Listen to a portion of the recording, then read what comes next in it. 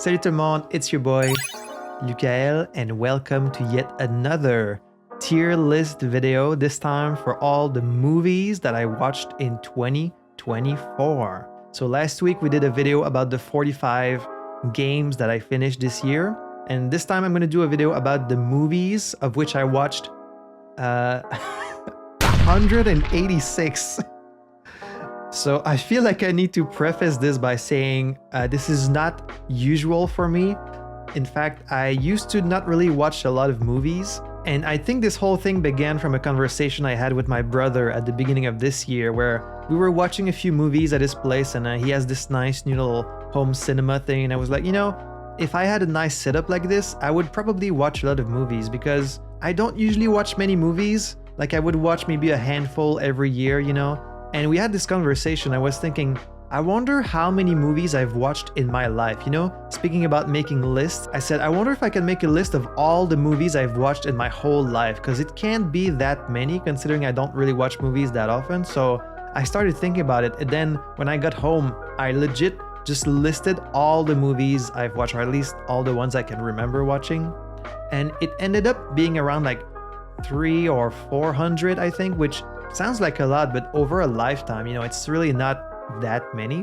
And it made me realize, you know, I should probably watch way more movies. Like, they're a huge part of our culture, and like there's a lot of classics that people always reference and talk about, and like that I haven't even seen. So I took it upon myself in 2024 to make a difference and really watch a lot more movies. And I ended up watching one almost, well, not every day, but almost, I guess, every 2 days. So I made a list of like movies that I was interested to see. I made a list of like top 10 list of best movies of each year, taking in recommendations from various people. And so I ended up watching a really wide variety of different genres from different time periods, different countries, and just kind of writing a few words about them on my Twitter or like on my Facebook. So I'm going to be using kind of these mini reviews as notes for this video. Otherwise, I wouldn't really be able to remember like everything I've watched because I've seen so many. And the ones I've watched much earlier in the year, like they're already starting to become a little vague in my memory. So this is my first non-gaming related video on the channel. So I really have no idea if anyone is even going to watch this video, especially because these videos of me just talking are like kind of rare on the channel. But this is another one that could become a bit of a little tradition on the channel if people are interested. I've put on my finest movie critic outfit, I guess. I'm really not any kind of film critic or even like cinemaphile or whatever the term is, movie aficionado.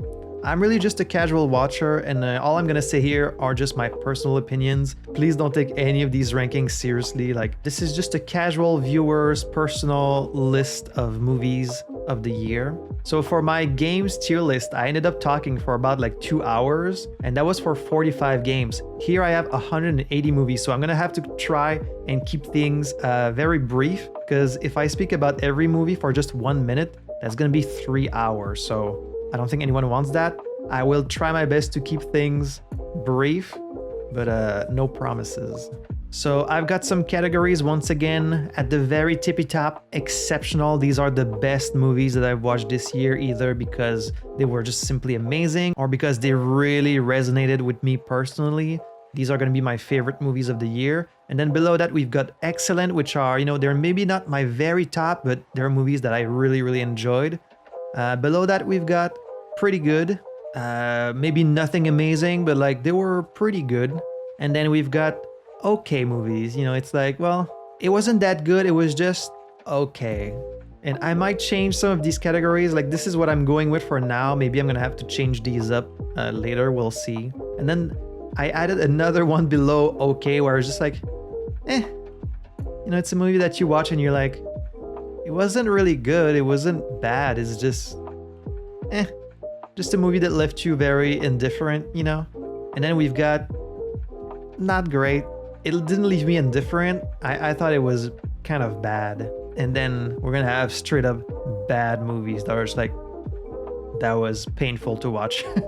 But you know, I'm really not that hard on the entertainment I consume. Like, I play most games, I tend to enjoy them. It takes a lot for me to kind of like dislike something. So I don't think a lot of movies are actually gonna go in bad, even though there were like a few duds this year. So this is my first time doing this. I have no idea how it's gonna go. So let's just jump in. And I hope I get to maybe make you guys discover some new movies. Maybe some of these you have never heard about and you're gonna be interested in watching. Maybe some of them you're very familiar with, I don't know. But anyways, let's see. So the first movie on our list is, of course, a very famous one. It is Star Wars, and we're talking about the original from 1977. So of course, Star Wars, it's a big classic. I would qualify myself as a pretty big Star Wars fan, although I'm mostly kind of a purist for the original trilogy. I find like the prequel trilogy, I was a bit more lukewarm on, no pun intended. And then the sequel trilogy, there was a lot of positive about them, but also quite a lot of negative. So when it comes to the very first Star Wars, I really like it. I can't imagine how mind-blowing and kind of fresh and exciting it must have been for the audiences back then to see something like this, because there really was nothing else like it at the time. But it still holds up well even today. I really love these old sci-fi of the 70s. There was something very kind of genuine about them. So this is one that revolutionized the genre forever, and you can definitely see why. So the original Star Wars, I would say, is definitely excellent. Next, we've got The Empire Strikes Back from 1980. I think this is widely considered to be the best Star Wars movie, and it's all you could want from a sequel. It expands on everything that's introduced in the original. It developed the characters further, the universe, the story, it raised the stakes, it had a bit more of a darker tone. I really love little puppet Yoda, he's a lot of fun. I love the blossoming relationship between Han and Leia. The big final battle between Luke and Vader is iconic. Everything in this movie is just great, so Empire Strikes Back, I mean, they're kind of exceptional movies. Really, I could put them at the top. I'm keeping this one for more movies that were like my personal favorites, you know? But Empire Strikes Back is as close as a flawless movie as you can get. So I will place it a little bit above the original. And also, I'm gonna be tiering these movies. I don't know if they're necessarily gonna be like in the order, because I've realized with my gaming list that it's kind of hard to compare some of these to each other. I think it's a little bit easier on movies because they don't vary in style as much as games. Like with games, you know, you can have something like Elden Ring and then you compare it with like Balatros. Like, how do you even compare games that are so different, you know? Next, we have Return of the Jedi from 1983. So yeah, we started our year just watching all of the classic Star Wars. I personally really love Return of the Jedi. I know it's one that people are a little bit more mixed on, but I found it really enjoyable. It's this very action-packed conclusion to the trilogy, and I just love how much happens in it. You know, you start with the Jabba mission on Tatooine, and then you go to Endor. You've got the Death Star at the end with the epic space battle, and I really resonate with Luke as a protagonist. I love his arc in this movie. I think it offered a really satisfying conclusion to the whole trilogy. I even like the little Ewoks, so these are three classic films, and Return of the Jedi, you know, I think the original really is strong as a standalone movie, but the sequels did expand on a lot of it, so Return of the Jedi, it's all the way up here and excellent for me. Next, we're going to The Phantom Menace from 1999. People are quite divided on this one and on the prequels in general, so it did introduce quite a few questionable elements to the lore, like the midichlorians and some of this stuff, but I think it's still fun to watch. It's entertaining the whole way through. There's definitely some weaker parts to it, but they're held up by some very cool parts, like the pod racing scene is very exciting, and the amazing final battle between the Jedi and Darth Maul, of course, which is just iconic. Amazing music. Also a lot of great costumes with Amidala and like all the people on Naboo. So I think Phantom Menace is pretty good. Next, we've got Attack of the Clones from 2002. So some of the acting in Phantom Menace was pretty wooden. It's in full force in this one. The dialogue is just really lame. There's no chemistry between any of the characters, especially Anakin and Padme. This was also kind of the era where every shot was just nothing but CGI, and like some of it hasn't aged all that well. I still think it's entertaining, but it's probably the weakest one of the whole trilogy. But I did really like Count Dooku as an antagonist. I think he's very cool. So episode 2. It's okay. You know, all the characters are kind of wooden, but it has some entertaining parts, so I would say it's okay. And you'll notice I'm skipping over Revenge of the Sith, which we actually ended up watching a bit later in the year. So for now, we're going to Solo, a Star Wars story from 2018. I really don't like these kinds of backstory filling movies that feel the need to retroactively explain like every detail of a character's past. Like, oh, why is he called Han Solo? Because he was alone when he registered his name. Like, this is just silly. It's stuff we don't need to explain. It removes so much of the mystique from these characters. Like, you don't need to know everything about their past. You know, that's why Han Solo is exciting. It's cool because you don't know all the adventures he's been on. As soon as you try to explain that to me, it weakens the whole universe. So I'm not a fan of that. I think the movie overall, it is pretty entertaining, but ultimately it's forgettable. I don't really remember much about it. All the nods to the originals are kind of forced, and it has a lot of very tired movie cliches. The one thing I found really interesting about it was this whole side story about the droid rights. There's this one droid that's like, oh, we're being abused and we need to rebel against our master. And I was like, whoa, I've never even considered the concept of artificial intelligence and the role it plays in Star Wars. And like, that was the first time they actually brought it up. And I was like, wow, you could build a whole trilogy around this idea, like about how like the droids are treated like second-class citizens as servants. Like, how fully aware are they? You know me, I love stories about AI, so it has so much potential, and it's just kind of like brushed off in this one little spin-off movie. So I really wish they would explore that a bit more. But other than that, Solo, as a standalone movie, let's say they weren't Star Wars character, I would think it's pretty good. But because it tries so hard to always wink at the audience, like, oh, get it, it's that thing from like Star Wars, I didn't like that. So to me, it's okay. It is better than Attack of the Clones. Next is Existenz from 1999. Not a lot of movies I watched this year were bad. This was just a bad movie. It's just an incoherent mess. Like, a lot of scenes just go nowhere. The acting and directing of the scenes is so weird. Like, it tries exploring some interesting themes of like dreams and virtual reality and stuff like that, but it just fails miserably at all of it. It does use like some practical effects, which I can appreciate, but this is a movie I would never watch again. It's just a weird movie. I don't recommend it. Like, I don't even recommend watching it for like, oh, it's so bad it's good. It's not. Like, just stay away from this movie. It's bad. It's straight up bad. You're not gonna see a lot of movies in this category. This one was bad.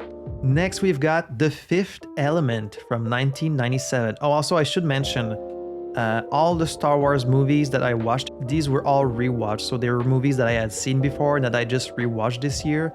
But all the other ones I mentioned, they're movies I saw for the first time. So I will specify it when it's a movie I'm rewatching. So The Fifth Element was my first time seeing it. It's very colorful. It's got like a lot of frantic energy to it and some very fun visuals. But I wouldn't really call it a good movie personally. Like, I liked the costumes and the music and kind of the corny sci-fi vibe that doesn't really take itself seriously. But it's just kind of a nothing story. And a lot of it ultimately felt a little bit juvenile to me. Like, it really kind of feels like a little kid wrote it. And I could see some people liking that, but to me, it just kind of felt like, I don't know. I didn't really like it for some reason. So I think it's okay. It's still more original than something like Solo, of course. So I will put it in okay. Like, there was some stuff about it that I liked, but there was kind of more that I disliked, I think. Next, we have The Pale Blue Eye from 2022. This is a Netflix movie. You might know I love detective stories and I love 19th century stuff, so this felt right up my alley, and it was alright. It's well shot, and Christian Bale is a good lead as always, and the mystery is like just interesting enough to keep you in, but there's just not much going on in it, and then it sort of ends pretty abruptly. So to me, this was really the epitome of like an okay movie. It's like a nice 5 out of 10 movie, you know? Like, perfectly average in every way. I do think the Star Wars are like a bit more entertaining than this was. Like, there really wasn't much going on to this one. It was a little bit boring, but it was okay. Next, we have Dark City from 1998. This is one I really liked, I really like the sets and the dark, like noir look of the whole city. It's very moody and atmospheric. There's like a really special, unique kind of mood to the whole movie. They hook you in right from the beginning with the mystery, like where he wakes up in this strange world and like he doesn't know what's going on, and like he's being chased by these weird entities. It also plays with some pretty interesting themes, especially for back then. I did feel like some stuff gets revealed almost like too early, like very early in the movie. They kind of release some big kind of spoilers, and I was like, oh, you could have kept that reveal for much later, and I think it would have been more effective. So it would be nice if they took their time a bit more. I did enjoy the lead in this movie. It kind of reminds me of like a 90s version of Oscar Isaac almost. I also found the ending was like a little bit too bombastic for the kind of cerebral story they were trying to tell. Like it kind of ends like with too many explosions, and you know, it really could have ended in a lot more subtle way. But I still think it was excellent. I would place it all the way up here, I think. Next we have Crimson Peak from 2015. It's a very well shot, very beautiful Del Toro gothic romance with really nice visuals. I love all the period costumes and the very nice detailed sets. The mystery, like it does keep you guessing throughout the movie, and it's not like an amazing reveal. It's a little bit predictable and tropey, but I do think the movie is like, I would say it's better than the sum of its parts. You know, there was something I just really liked about this one, even though the story was nothing special, but it's just a very beautiful movie. It knows exactly what it wants to be, you know? Crimson Peak, I thought... I do think I would bring it all the way up to excellent, because, I don't know, there's just something about the way it's shot and the colors of it, and there's something I really liked about it. I can't exactly put it into words, but I think I would put it above Dark City even. I really liked it. Next we have The Maltese Falcon from 1941. So this is known as one of the first films in the noir detective genre, and it was alright. The lead is pretty captivating and there's some fun kind of snappy dialogue between the characters. It definitely kept my attention for all of it, but I found some of the people acting kind of weird, like some of the exchanges and relationships seemed a bit weird, and maybe it's just because it's such an old movie and people acted like a little different back then, but also like the actual mystery and the detective part of the story, it was kind of weak, I found. So The Maltese Falcon was okay. I didn't like it as much as The Pale Blue Eyes. So next we have Treasure Planet from 2002. I'd never seen it before, but it's really great. It's so rich and creative visually, like every little object, every character design, like the city, the ships, it was all so creative and detailed. I really like that mix of old sailing ships along with like the futuristic sci-fi elements of starships. It's just very unique and refreshing. You don't see those mixed up that often. It just creates this fascinating world that you kind of want to learn more about. I also really like the central relationship with the main character and the other guy, where it's kind of a father-figure relationship, but they're also kind of antagonistic towards each other. It was pretty unique. Like, you don't see that often, because he's not a straight-up villain. You know, it's not like Vader and Luke. It's more like, I don't know, they're rivals, but they still kind of care for each other. It was very interesting. A lot of fun characters, a lot of fun design, just a great adventure film. So I think it's excellent. Some very nice animation. This one is definitely excellent. I'm not sure where I would put it exactly. I think these are going to be the hardest ones to compare, is like comparing animation to live action, because even if an animated movie is boring, which of course this one is not, but just saying, you can still really admire the artistry of the animation itself.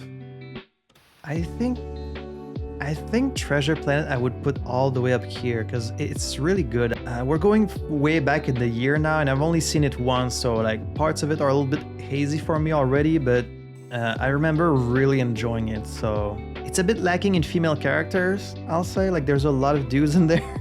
Although the one that is there, she's very cool. Next we've got The Clone Wars from 2008. This is the standalone Clone Wars movie that kind of serves as the pilot episode for what the show would be. And so, as a pilot episode for a show, it's fine, like it's pretty serviceable. However, as a movie, it's kind of bad because there's no arcs for any of the characters, there's no stakes really. And while the art style itself, it's pretty okay, the animation is like very average, especially the faces. Everyone looks kind of wooden, which I guess is kind of maybe intentional for the Star Wars prequel. I guess it's fateful in a way. But it really barely qualifies as a movie. It's really just an episode of the show, and like not a particularly good one. If I went to the theater to see this movie, I would be pretty disappointed. So I would say it's not great as a movie because there's just really not much to it. So next we have Donnie Darko from 2001. I really was not sure how to feel about this one, and I can't imagine anyone watching this movie and leaving anything but confused. It was just like this weird collection of subplots that I hoped would all converge and lead somewhere, but they never do. It does have a very intriguing kind of moody atmosphere and vibe to it, but I can't imagine anyone making sense of it upon first watching. Like I had to go read about like what the plot was because I just didn't get any of it. So like it is trying something kind of unique, so I can't really say it's bad, but it's also not a movie I could really recommend. So it's like it feels weird to put it in A because I wasn't really indifferent. I was just confused about it, you know? So I'm kind of tempted to just put it in not great, but it is kind of trying, like it's trying something. I just don't know what it is, but it was definitely trying something, so Next we've got RoboCop from 1987. This was a fun watch. RoboCop, of course, he's a super iconic character. It's got that 80s action campy vibe for sure. A lot of the violence is very over the top, which does get some laughs. I'm not sure if that's kind of the intended purpose, but I also really appreciate all the practical effects for the violent parts. I do wish it was doing a little bit more with its futuristic aspect because it really just looks like the regular 80s. I wouldn't say it has the replay value of some of these other 80s action movies, but it was okay. I don't really see myself rewatching it. There's definitely some like political commentary about body agency and kind of like the nature of police and society and things like that, but it's all kind of like very surface level stuff. So RoboCop,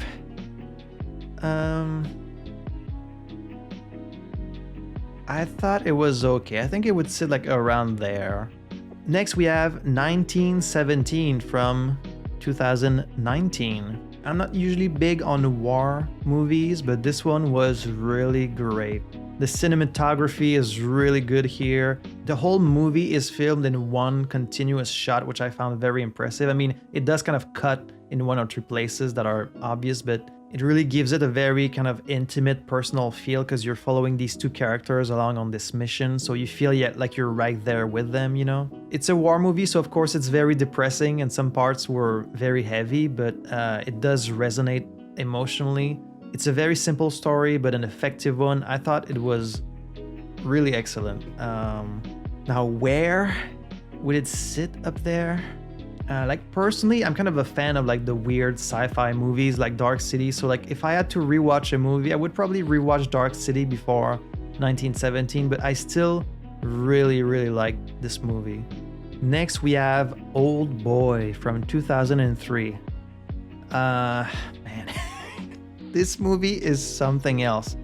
It's an incredible movie, but it's definitely not for everyone. Like this is not a movie I could recommend to everyone. It's very, very violent. It's very kind of fucked up, but it's captivating. It's a very heart-wrenching tale of revenge, but it's beautifully shot. It's got a great direction. It uses music really well. It's super visceral in its emotion and like the violence in it.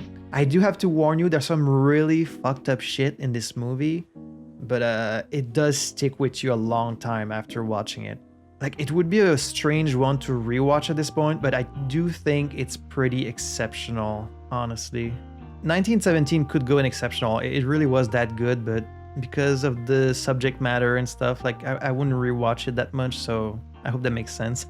Next we have Raiders of the Lost Ark from 1981, which of course most people know as Indiana Jones. I thought it was alright. It's a fun adventure movie and Harrison Ford is a likable lead in this. It has some very iconic scenes and some fun action sequences.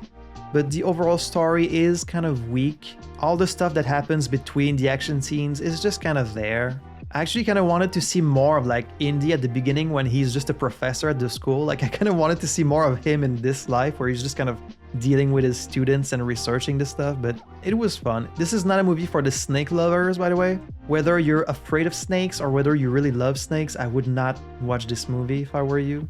But Indiana Jones...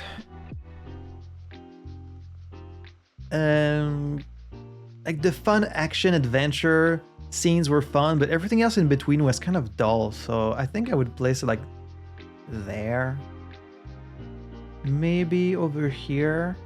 I think I kind of like the Pale Blue Eye a bit more than this, actually. You know what? I think I've been too hard on the Pale Blue Eye. I think I like the Pale Blue Eye more than these, actually. Next, we've got Toy Story 3 from 2010. I'd seen the first two, I'd never seen this one. It's a wonderful movie. It's funny, it's full of heart. Toy Story as a whole is still just such a fun, creative concept that you can do so much with. This one also got surprisingly dark. I don't think it quite hits the heights that the first and second one did, but I still had a great time watching it. I think it would make for a really great emotional conclusion to the trilogy, which is why I was kind of surprised to hear there's a fourth one, which I haven't seen the fourth one yet. Toy Story 3 was excellent. I think I would place it like up here. Next we have Singing in the Rain from 1952. I love the Gene Kelly movies. This is a super fun classic musical full of life. I think Kelly is just always such a magnetic lead. He radiates so much energy and like enthusiasm. The songs are catchy, the dancing numbers are really impressive. It's got a pretty nice simple story, but I mean this is a classic, so it's excellent, I thought.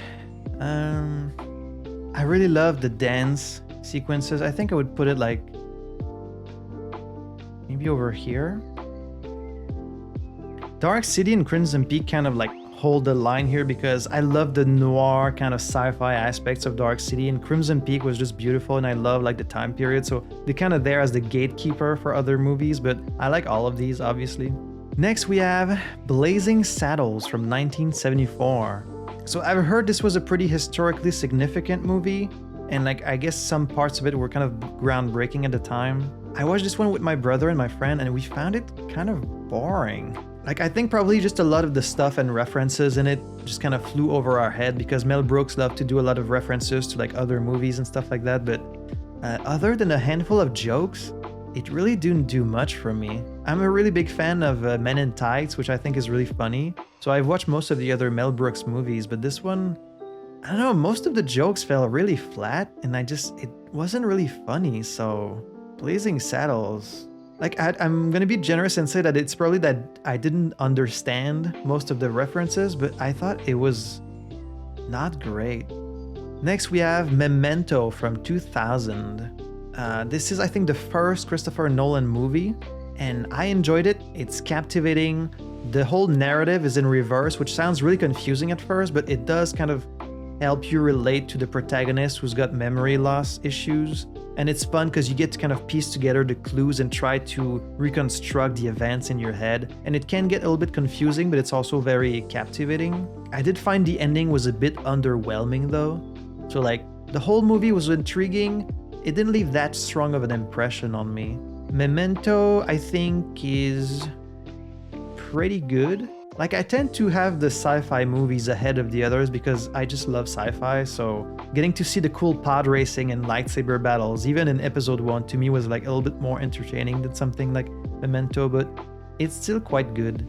Next, we have Peter Pan from 2003. Hook was one of my favorite movies when I was a kid, and I still like it quite a bit, so I was curious to see kind of other adaptations of that story. And this one is very well cast. I think all the children are a good fit for the character, and Jason Isaacs is a great Hook. It's a cool kind of childhood adventure. I think it's a very good adaptation of the original story. The CGI is really bad, but in kind of a very colorful way that sort of fits the fantasy world that it's supposed to be about. I think Jason Isaacs does a really great job as Hook. Like, you can tell he really took that role seriously and gave it his all. A lot of the direction is kind of like goofy and over the top very often, but I think if you were a kid watching this, you would really enjoy it, and it's just kind of a little strange watching it as an adult, but It was okay. I think if I was a kid, I would rank it much higher. It's a little odd to watch now. Maybe somewhere around here. There is stuff in episode 2 that I like. I love Count Dooku and some of the lightsaber battles, but next we've got... How am I doing here? I'm at like 45 minutes and only on movie 25. Oh man, this is gonna be such a long video. I need to go faster. So, Shutter Island from 2010. So I saw a trailer for this one very long time ago, and now I realize that trailer basically spoiled the whole movie, which I always hate when trailers do that. But even now in retrospect, knowing what the movie was going to be about, I still enjoyed it.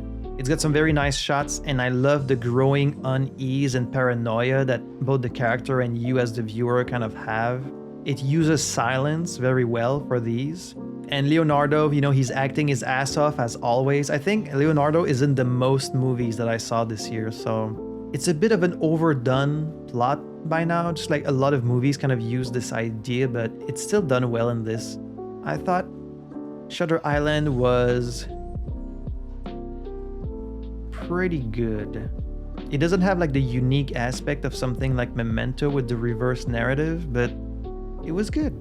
Next we have Dungeons & Dragons Honor Among Thieves from 2023. I loved this movie. To me, it perfectly captures the easygoing fun vibe of a Dungeons & Dragons campaign. It has a lot of fun with the lore, and it uses a lot of different elements from the D&D world for jokes like spells and creatures and a lot of like magical artifacts. It could almost be a comedy, but like it just rides that fine line between action and comedy that's just perfect. It's also a very satisfying, self-contained adventure, like taking place in a much larger world you could see other stories being told in, but like it's very satisfying just as a standalone. This is something a lot of franchises could learn from, I feel. I thought Dungeons & Dragons was exceptional. Like, I wish we got more movies like this one, and I hope they get to make others, because it was just really funny. One of my favorite movies that I've seen this year, for sure.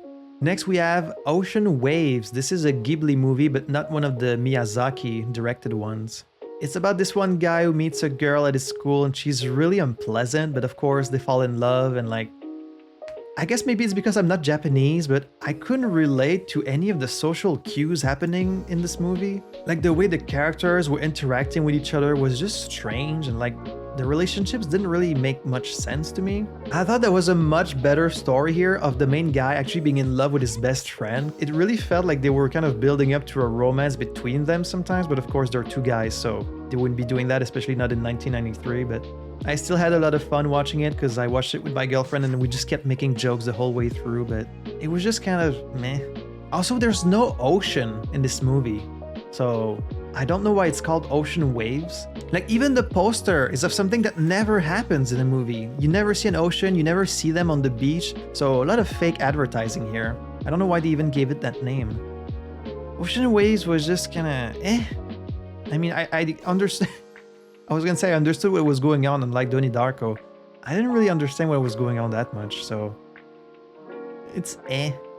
Next we have The Devil's Carnival from 2012. So this is from the same makers who made Repo, the Genetic Opera, which is kind of like this cult classic movie. I'm actually a very big fan of Repo, so I was curious about this one, and it's not nearly as good. Like, you could tell the budget was much smaller for this one. There's not that much story to it, and the songs are not that great except for like one or two. But even though it's very low budget, you can really feel the passion of the guys who made this. And so part of me can really like respect that and appreciate that. I'd rather like a small movie that's kind of average, that someone put a lot of passion into, than like some giant blockbuster movie that kind of has no soul, you know? So Devil's Carnival was okay.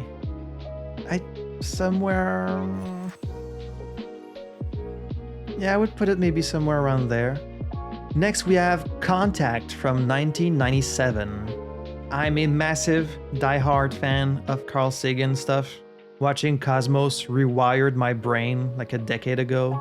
So this is based on one of his novels, so as you would expect, I really love all the very grounded, kind of realistic depiction of first contact and radio astronomy that's depicted here. All the science-y talk was very fascinating to me. But in great Sagan fashion, it keeps a very human perspective throughout all the science talk and the protagonist's struggles. There's something always a bit depressing when you try to think about how humanity would react to something like First Contact, so I actually thought the film was very believable in that way. Something less believable was the romance in the movie, which I didn't really buy at all. Also, a lot of the religious parallels you can tell they're going for were kind of clumsy and heavy-handed. It's like I get what you're going for, but it wasn't really working for me. And I also really like the ambiguous nature of the ending that they went with, so Contact was pretty good. I think I would put it all the way up here, although that romance was pretty bad. Next we have The Three Musketeers from 2004. This is a direct-to-video film where with Mickey, Donald, and Goofy as musketeers. So thing about me is I really love Musketeers. It's one of my favorite books, given it's one of the only books that I've read, but maybe that has something to do with it. I read it as a teenager and it just always kind of stuck with me, so I have a soft spot for Musketeer stuff. And this was okay. It's Mickey, Donald, and Goofy as Musketeers. All the songs in it are kind of based on classical tracks, which is amusing. Yeah, I don't really have much to say about it. It's just kind of a very short animated movie with Mickey Mouse as a musketeer. Perfectly serviceable for what it is, so it's okay. When Marnie Was There from 2014. This was an amazing Ghibli movie. To me, this is peak Ghibli. It's incredibly beautiful. The animation is so smooth, very detailed. Every single shot, looks like a painting you could hang on the wall. I found the story just very touching, very haunting. Like it juggles themes of love and family, loneliness, grief, childhood, friendship, just a lot of these all mixed into one, and I was really intrigued by where the story was going. It kind of went in a different direction than I was expecting, but I still found it very good. It kind of brought me back to these feelings of loneliness when I was a child, so Marnie Was There is peak. I think maybe up here. It is kind of a heavy watch, it deals with pretty heavy themes, but it was really an exceptional movie, I thought. Next is Abre los Ojos, or Open Your Eyes. This is a 1997 movie. I don't want to say too much about the plot, but like many movies I watched this year, it kind of deals with perceptions of reality and dreams and things like that. But it's really captivating from beginning to end. The characters I found very realistic in the way they interact with each other, which, it's kind of rare actually in a lot of movies I saw. It's got some very nice shots, and the emotion and the paranoia really keeps building and building throughout the movie to a very mind-bending second half of the movie where oh wow, okay, so that's what we're doing. But it really just keeps you guessing, and it's got a very cool ending also. I've kind of seen a lot of these types of stories about reality and stuff like that, and this is one of the best kind of versions that I've seen this year. I thought it was excellent. I would put it maybe over here. There's also an American remake of this that looked way worse with Tom Cruise in it. I would really stick to the original. This is a Spanish movie. I recommend watching the original version. Next we have Stargate from 1994.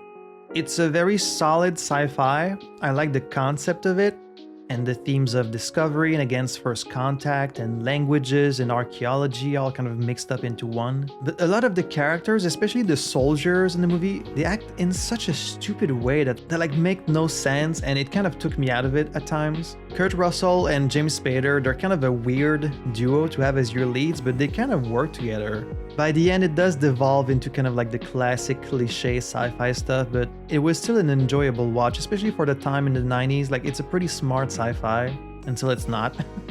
But yeah, my favorite parts were definitely the parts where they're dealing with the aliens about trying to learn the language, and that stuff I found very fascinating. So Stargate was... I think Stargate was pretty good. Around here, maybe.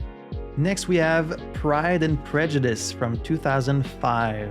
I'm not familiar with the source material. I know this is based on a novel, so I can't say how well it adapts it, but I just found it kind of okay.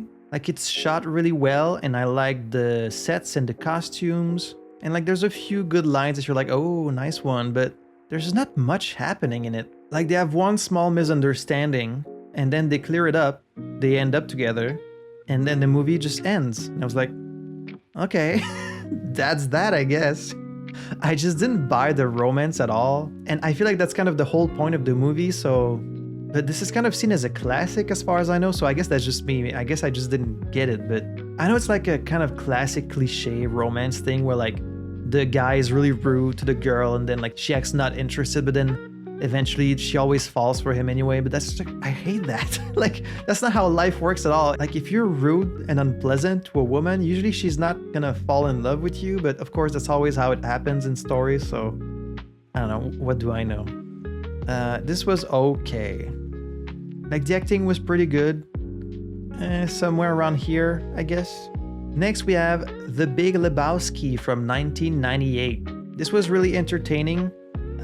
This whole film is just a vibe, you know? You just follow this cool guy around and like he gets in all these weird situations and meets all these wacky, ridiculous characters. But the dude just goes with the flow, man. It's got a lot of iconic lines and iconic scenes that like I've seen referenced a million times. Also has a nice soundtrack that really complements the atmosphere. I also really enjoyed the dream sequences. They've got that sweet cinematography. So I could see why this one is a cult classic. This one was pretty good. I think I would place it like around here. It wasn't quite that high for me, but I really had fun watching it. Next we have Cool as Ice from 1991. Okay, so this is a Vanilla Ice movie. So this movie is terrible. It is absolutely terrible. However, this is definitely one of these so bad it's good movies. So I actually loved it. I can't tell if Vanilla Ice knew he was in a movie or if they just followed him around for a while being his weird-ass self, but it's a lot of fun to watch. It's such a strange movie. Like, if you told me aliens made this movie about what they think humans are, I would believe you. Like, the tone is really uneven. It doesn't seem to know what it wants to be. Some scenes are really like these wacky kind of Saturday morning shows. And then they try to do like a crime thriller. And then some parts are just straight up like music videos, which are actually pretty decently shot. So if I'm judging it objectively as a movie, it's really bad, but I actually had a lot of fun watching it. I kind of like the soundtrack too, honestly.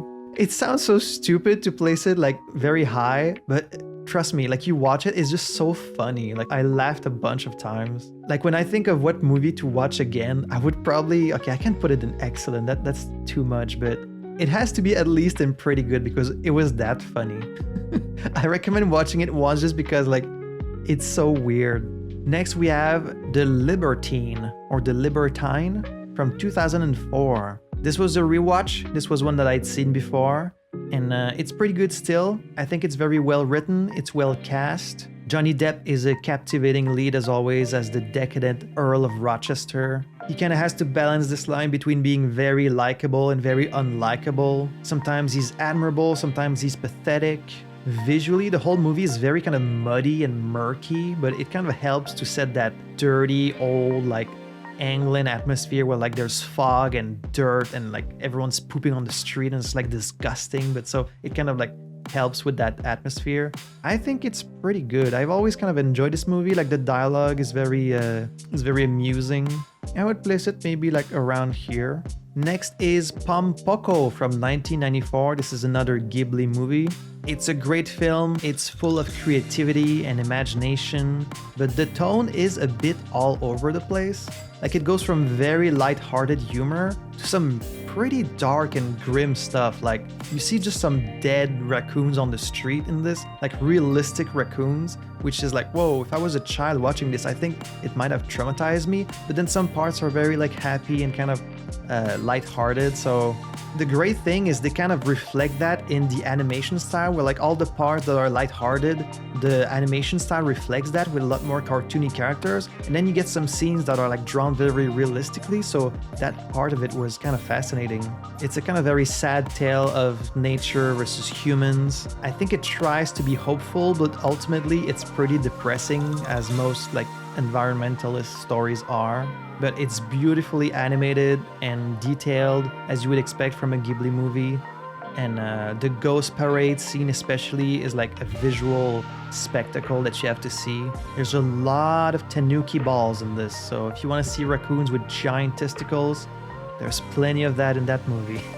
It's a movie I would probably never watch again because it's really sad, but it was very impressive visually, so I think it's an excellent movie. I would place it like around there. Next, we have Dune Part 2 from this year, 2024. I, of course, saw Part 1 from Denis Villeneuve, one of the rare times you'll hear his name pronounced correctly, because he's a little Quebec boy. From a visual and audio standpoint, it's really incredible and awe-inspiring. Like, it looks epic, it sounds epic, it's got a great atmosphere. I really felt immersed in this epic sci-fi world. But that epic scale does come at the cost of kind of the characters to me and the story, which I didn't really feel much connection with. The story is just a bit hard to follow, and none of the characters are very relatable or given much time to develop, because the focus really seems to be more on the conflict and the world itself than the characters and their relationships. But I think it's worth seeing just for the spectacle of it. I did enjoy the first one a bit more, so I thought, like, visually, it's excellent, but considering I didn't feel that much about the characters, I would bring it down in pretty good. I think maybe somewhere around here. Next is North by Northwest from 1959. I really enjoyed this one. It's a cool thriller in which the protagonist, he's just a regular guy and he gets mistaken for a spy. So he has to be on the run while also looking for the real spy to try and clear his name. And then he gets mixed up in the whole thing, so he kind of ends up being a spy anyways. It's a great script. It's compelling the whole way through. I really like the chemistry and the romantic tension between Cary Grant and Eva Mary Saint. Like, some of it was surprisingly kind of daring and sexy for 1959, especially that scene when they're flirting on the train. I was like, oh geez, okay, this is getting a little spicy. There's a lot of scenes with like a painted backdrops, and some of these older visual effects, which to me kind of just adds to the charm of it. I can see why this is a classic. I really enjoyed it. I think it's excellent. I think I would place it this high. I really like that one. Next, we have Downsizing from 2017. This was not good. Like, it starts pretty interesting. It's a movie about people being made super small, like kind of in the line of Honey, I Shrunk the Kids, but handled a bit more like realistically. Like, what if you did that for a drama, And I saw the trailer for that one going to the movies, and I was like, oh, that sounds like a pretty intriguing idea and premise. And like, of course, there's so much potential for what you can do with an idea like this, And so the first half of it is kind of interesting, but it goes for this very surface level kind of social commentary that doesn't go anywhere. Instead of being about this really cool sci-fi concept, it ends up being just about this boring guy and his boring life, just kind of finding purpose in community. But like, none of it really has anything to do with the premise of being small. Like, once they're all small in that little town full of small people, it kind of plays no role in the rest of the story. It's just about him meeting other people and just like spending his life there. And it's like you could do so much with the fucking socio-political consequences of such a massive shift in society, but they don't really do anything with it. So big wasted potential and just kind of boring. So I kind of want to say it's just bad. Next is One Flew Over the Cuckoo's Nest from 1975. This is a very good film. Some great performances, some believable characters for the most part.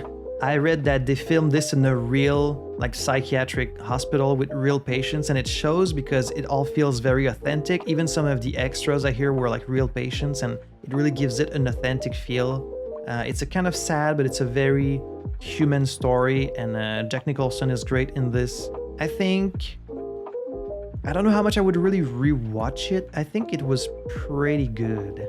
I think maybe over here. That's maybe being a little harsh on it, but I don't know, it's not really the movie you feel the need to watch many times, And not that I'm judging all these on replayability, but just it kind of helps me rank them in my head.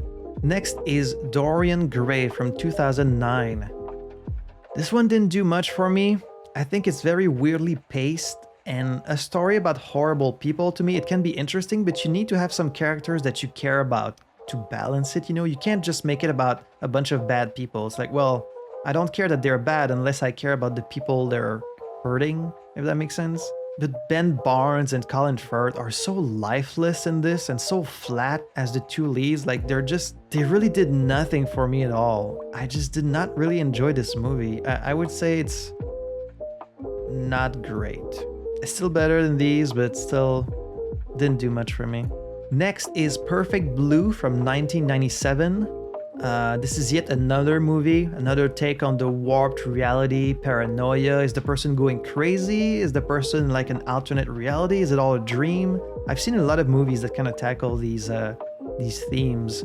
How much of it is real? How much of it is just the protagonist being an unreliable narrator, you know? And it really works in this movie. You do end up wondering, was that real? Was she just like imagining that? What exactly is going on? And I did think it reached a pretty satisfying conclusion by the end. The art style can be a little bit wonky, like it's not the best animation, but it was still pretty good. I would place it in pretty good. I think it fits here alongside two other movies that deal with kind of like similar themes, so it's fitting enough. Next is Marriage Story from 2019. This is a really good film, carried by two amazing performances from Adam Driver and Scarlett Johansson. The dialogue sounds very natural, it's well written, you can feel the emotion in all the scenes and the arguments that they have with each other. I feel like the movie does lean a little bit more into the man's side than the woman's side, and so not that it's a bad thing, but I kind of wish we got to see a bit more of her perspective of the story.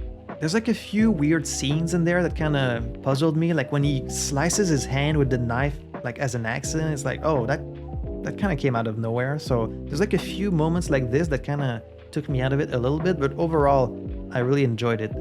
I think it was, I mean, it's a very heavy film, of course. It's about a relationship going bad and the child being stuck in the middle, so but I did think it was pretty excellent. I would maybe place it here. Again, if I was rating these based on rewatchability, I would probably not watch this one again because when it comes to dramas, they can be very compelling and I do enjoy watching them, but once you've seen them once, you don't really want to see them again. You know, I'd rather watch a cool sci-fi adventure or like a comedy again rather than something very heavy because it's kind of depressing, but when you watch it the one time, it's very good. Next is Knives Out from 2019. It's a fun movie.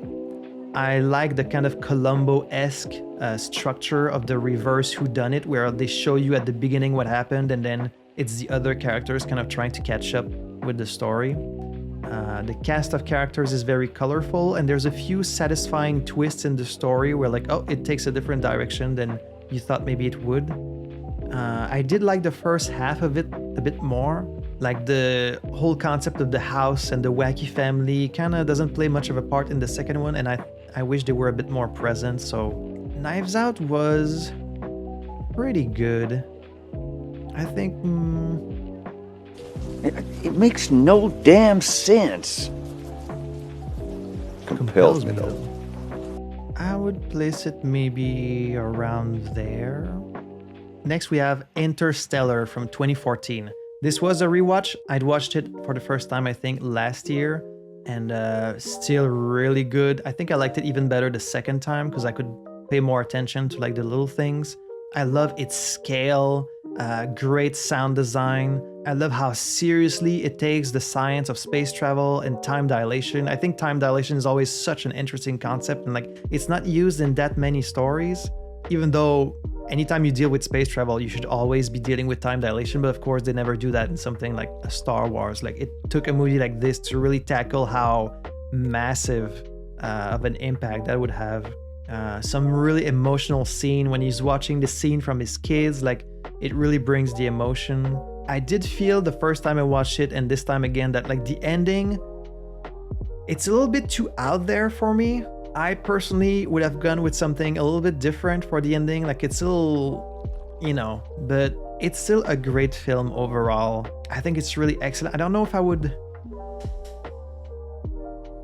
Like these Nolan movies, they have this very kind of somber, like almost too serious vibe to them where it's like, okay, lighten up a little bit. Like there is a few jokes in there, but they really take themselves very seriously, which I tend to kind of like but it's hard to call this anything but an exceptional movie. Especially for someone like me who loves sci-fi and space travel, and I love the robots that are just like rectangles and they can walk around and roll. That was great. Next is Paprika from 2006. That was a weird one, and I think it's on purpose, but it's definitely very creative and some great animation, some cool scenes and ideas. It does feel a bit disjointed and like it's really hard to follow. To be honest, I had no idea what was going on half the time. Like near the end, it does start coming together and making sense, but I think it jumps the shark big time near the end where like it goes for something you're like, oh, okay, so we're just abandoning all notions of reality at this point. It's like, all right, fair enough if that's what you want to do, but I don't know. It's a very strange movie, but it's very daring. It does try some pretty crazy stuff, so it's pretty good. It's kind of similar to Perfect Blue, but Perfect Blue, the story made a lot more sense. So Paprika, like the animation is very impressive. It's so hard to follow. I think maybe I would place it around there. But yeah, very, very strange movie. Next is Superman from 1978. So first of all, we watched the extended cut for this, which is way too long. So I really recommend just sticking to the original version. The extended cut is really long. It's kind of boring. If you stick to the original, I think it would be much better. For the first kind of superhero movie of its genre, it was pretty good. I think Christopher Reeve is perfectly cast as Superman. Like he's the perfect guy to play this role. All the scenes with him were enjoyable. The special effects, even though they're kind of bad, they were very ambitious and impressive for the time. The musical theme by John Williams is iconic. The big downside to me was the villains, which everything about them, all the scenes involving them was just nonsensical, was just garbage. They're the worst part of this movie, but all the parts about Superman himself were pretty good. So Superman is okay. I think maybe if I'd seen the original version, I would have liked it a little bit more. I think maybe it sits somewhere around there. Oh good, I actually reviewed the next one and I forgot to hit record on my thing, so I actually said all this for nothing and I have to do it again. So next is The Man with the X-Ray Eyes from 1963. So this is one I watched because my mom was always talking about seeing this movie when she was younger and how much it scared her. Like it was one of her earliest memories. So when I was making a list of movies I wanted to see this year, I added this one to the list. And I actually really liked it. It's this kind of like very campy old school sci-fi horror, you know? But there was a surprising otherworldly creepiness to it. Thanks to the music, but also the writing. It's a very simple story. It's this guy who uses like these eye drops to see through things. So it's like, oh, at first he sees through people's clothing, and then eventually he sees like their skeleton. But then it just kind of keeps escalating and his condition keeps deteriorating. And now he sees like other things. He's like, I can see out there something, like something is looking back at me. Like, you know, this kind of weird cosmic horror, creepy shit, which I love and was surprising to see in a movie this old. And like he starts kind of going insane. And so I actually really like the execution of such a simple concept. So I would place this one pretty high. I think I would place it maybe like around there. Actually really enjoyed this one. Next is Shakespeare in Love from 1998. This movie is all right. It's very lighthearted. It has a lot of fun with itself. It swings a lot between very comedic moments and very kind of melodramatic moments. But I found it works because the cast is all in, you know, they show a lot of energy and passion for the roles. I will say kind of the whole plot revolves around Gwyneth Paltrow passing for a man in disguise, and like at no point does she pass for a man, so it makes the movie a little unrealistic. Also, apparently the whole movie is kind of like a melt pot of Shakespeare references to like his other works, but since I'm not familiar with them, I guess most of it kind of flew over my head, so a bit of a mixed bag. I thought it was okay. Probably place it around there. Next is Bram Stoker's Dracula from 1992. This movie was something else.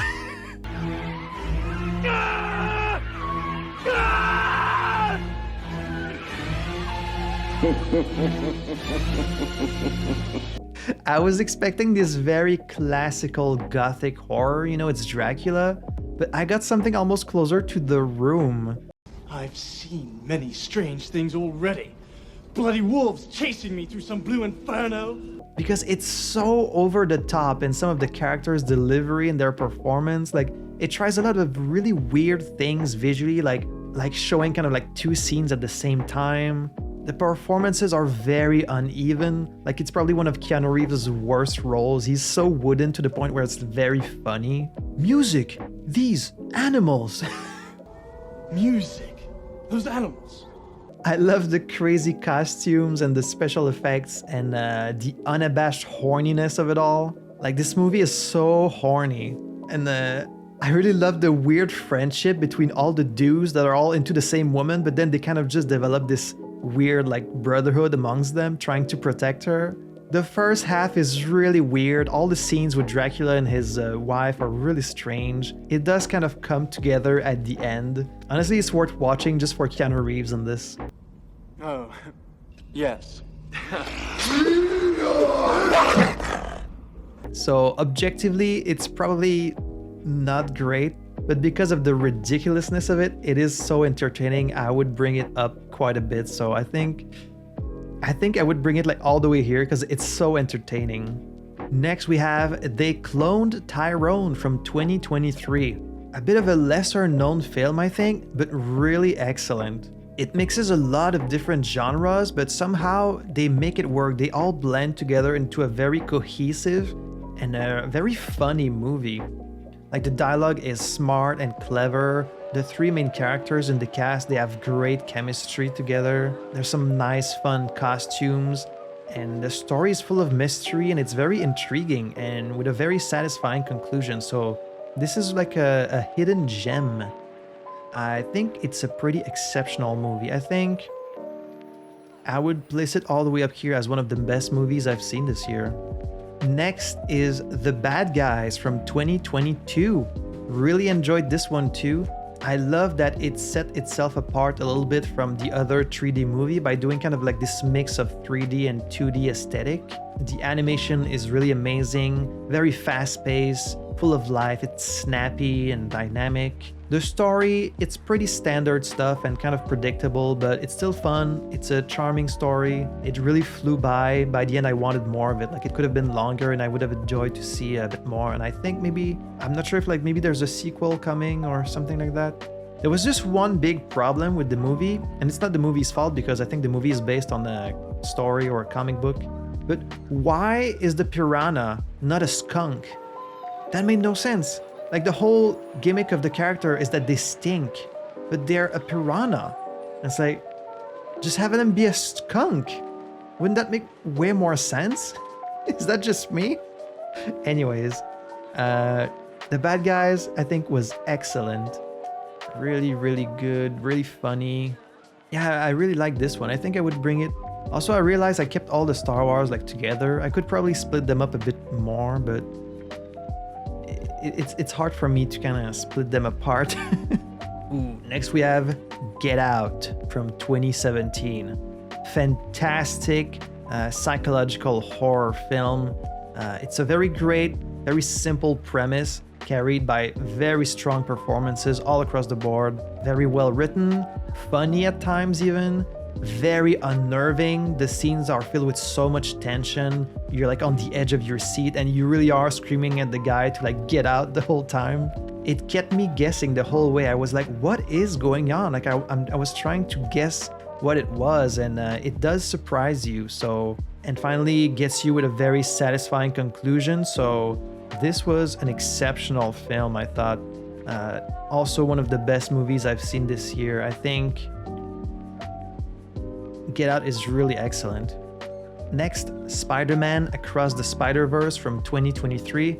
Another fantastic movie. From a visual and like artistic standpoint, it's phenomenal. Like, you would need to watch this movie 100 times just to catch all the just to really appreciate all the artistry that goes into every shot. Like what the artists achieved with the animation here is like incredible, to the point where it's almost overwhelming at times. I was like, there's so much on screen happening that like I don't even know where to look, you know?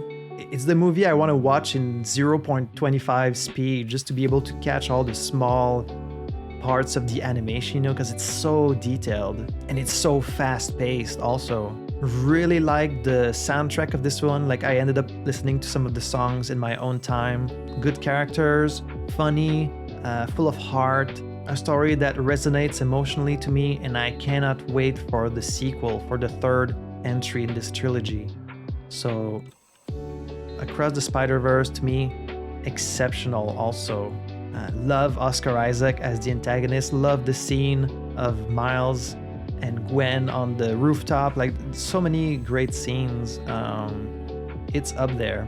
I'm not sure really how to rank these. Consider these maybe unranked. Consider all of these unranked really. I just want to talk about movies, but these ones especially are hard to place in order because they're all just exceptional. If you gather nothing else from this video, just go watch all these movies because they're all phenomenal. Next is Decision to Leave from 2022. This is a Korean movie. I thought the cinematography was really good and it does try a few interesting things, but everything else was just okay. It felt a bit long for what it was. Like I was engaged, but it didn't leave a very strong impression. In fact, I don't remember much about it except the ending. The ending is really whack. And if you've seen this movie, you know what I'm talking about, but everything else was just kind of average. I would say it's an okay movie. Maybe somewhere around here. Like it's an intriguing idea, but there's not that much happening in it, you know? Next is Isle of Dogs. I see what you did there. From 2018. This is a stop motion movie, so I enjoyed it. The amount of work that must have gone into creating all the little puppets and the animation is crazy. It's got a very unique look and also a very unique sound. Like the music is kind of very, I know it has an interesting tone to it. It's a very cohesive vision, fully realized. Like you can tell someone had a vision for this movie and how it was gonna look, how it was gonna sound, and they realized it. I'm not sure why they have so many big name actors in this though. It feels kind of unnecessary since they're all just supportive voices, but it did feel a little bit weird to have like this big American production about a movie that only takes place in Japan. It's like, maybe we should have left it up to Japan to make this movie. It was pretty good, I think. I'm gonna have it maybe like around there. Yeah, I think that's a good spot for it. Someone's gonna be like, you think Cool as Ice is better than Isle of Dogs? Just watch Cool as Ice, maybe you'll know what I mean. Next is The Abyss from 1989. This one's pretty good.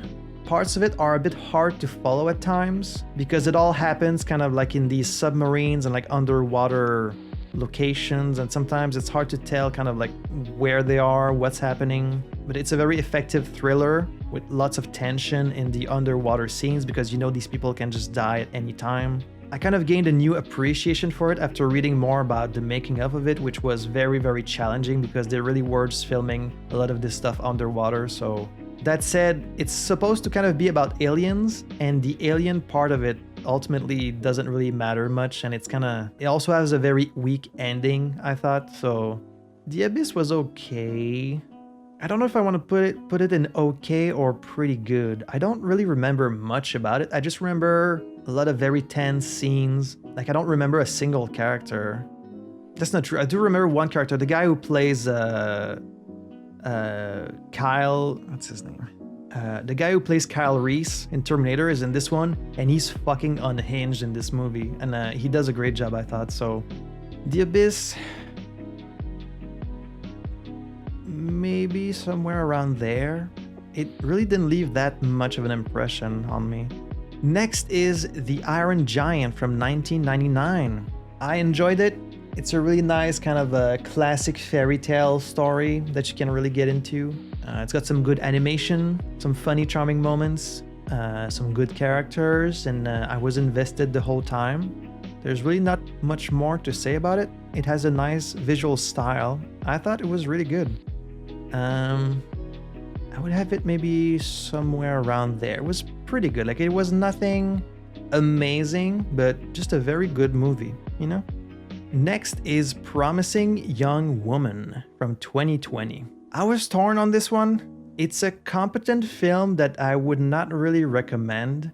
It's well shot and some scenes are like pretty satisfying. It's kind of like this revenge story, but I feel like revenge fantasies, they work way more if you go really over the top, you know, like a Kill Bill or Old Boy or something like that. This one, it took a more grounded approach, but it ultimately felt a bit less realistic because like characters would not act like this, you know, so they were very unrelatable because normal people don't really dedicate their lives to revenge in real life. That's why it works better in fiction, you know.